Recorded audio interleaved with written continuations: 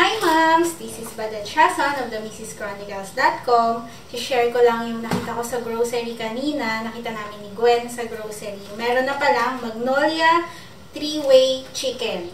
So today, ang iluluto natin is yung pininyahang manok.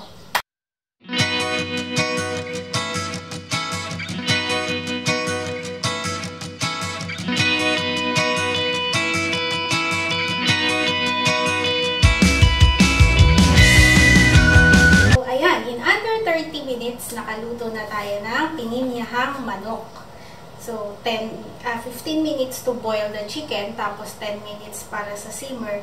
In under 30 minutes, meron ka ng ulam na masarap. Perfect sa working moms, tsaka sa mga busy moms like us. Okay?